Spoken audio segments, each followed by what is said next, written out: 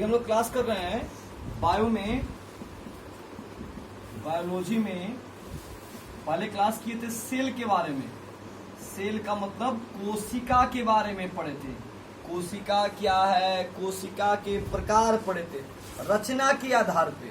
ठीक है, ये पहला क्लास हम लोग का सेल का निकल चुका है। आज का दूसरा क्लास है आपका बायोलॉजी में कोशिका झिल्ली, इसका इंग्लिश होता है सेल मेम्ब्रेन बोलते हैं, और दूसरा है कोशिका भित्ति सेल वॉल बोलते हैं। ये पहले से लिखने का मतलब है कि समय कम लगेगा आपको समझाने में, इसलिए इसको पहले नोट कर दिया गया टाइमिंग के हिसाब से। समझते हैं कोशिका झिल्ली क्या होता है, कोशिका भित्ति क्या होता है। सबसे पहले कोशिका झिल्ली के बारे में एग्जाम में आपका क्वेश्चन पूछ देता है।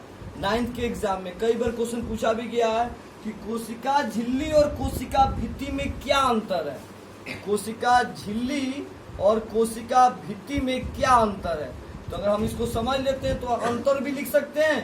और दूसरा क्वेश्चन ये पूछ देगा कि कोशिका झिल्ली क्या है, इसके बारे में लिखें, तब भी आंसर लिख सकते हैं। इसको समझ लेंगे, एक भाषा में बैठा देंगे।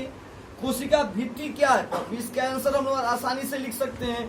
ठीक है, और इससे ऑब्जेक्टिव भी कई प्रकार के क्वेश्चन उठाए जाते हैं। तो सबसे पहले समझते हैं इसके बारे में आगे।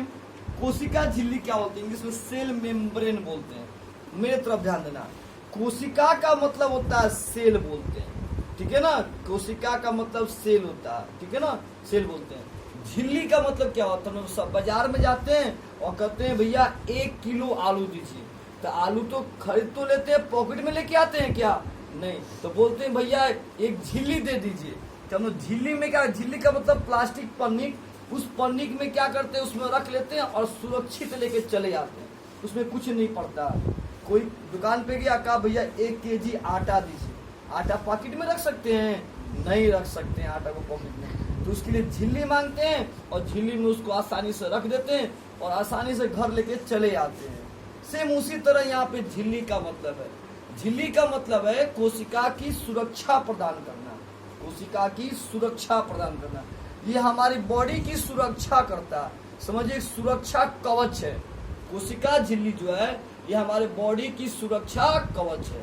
अब सवाल ये आता है कि ये कोशिका झिल्ली किसके अंदर पाया जाता है, ये पादप के अंदर भी पाया जाता है और जंतु के अंदर भी पाया जाता है।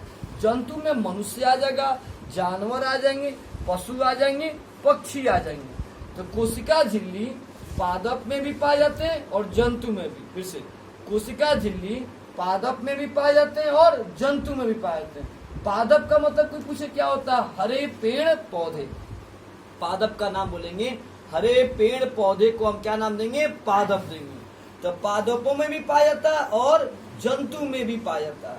अब सवाल ये कहता है कि पादपों में ये कहाँ पाया जाता है और जंतु में ये कहाँ पाए जाते हैं। तो पादपों में अंदर पाए जाते हैं, आंतरिक भाग बोलते हैं, आंतरिक भाग, इंटरनल पार्ट में पाए जाते हैं।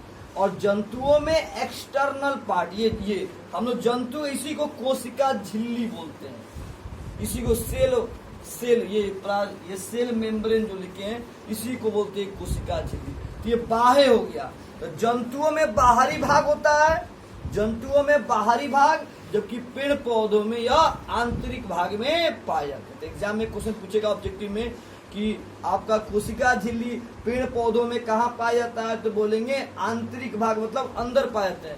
और जंतुओं में कहाँ पाए जाते हैं ये, तो बोलेंगे बाहरी भाग में पाए जाते हैं। लगभग सबको समझ में आ चुका है। प्लाज्मा झिल्ली क्या होता है, झिल्ली हमारे शरीर की क्या करता है, सुरक्षा करता है। ठीक है ना, तो हम लोग के अंदर कौन सी झिल्ली पाई जाती है, कोशिका झिल्ली पाई जाती है। ये कहाँ कहाँ पाई जाती है, पादप और जंतु। क्या ईटा में भी कोशिका झिल्ली पाई जाती है, नहीं पाई जाती। ईटा को कौन सा सुरक्षा प्रदान करना है, कौन सा क्रीम पाउडर तेल लगाना है भाई, लगाना हम लोग को ना, व्हाइट ब्लैक से व्हाइट होना है, व्हाइट से ब्लैक होना है, ब्लैक से व्हाइट होना है। तब तो उसको खूब इसमें पेंटिंग करेंगे, खूब लगाएंगे, तब जाके हम लोग खूब व्हाइट हो जाएंगे। सबको समझ में आ रहा है। तो कोशिका झिल्ली कर दो।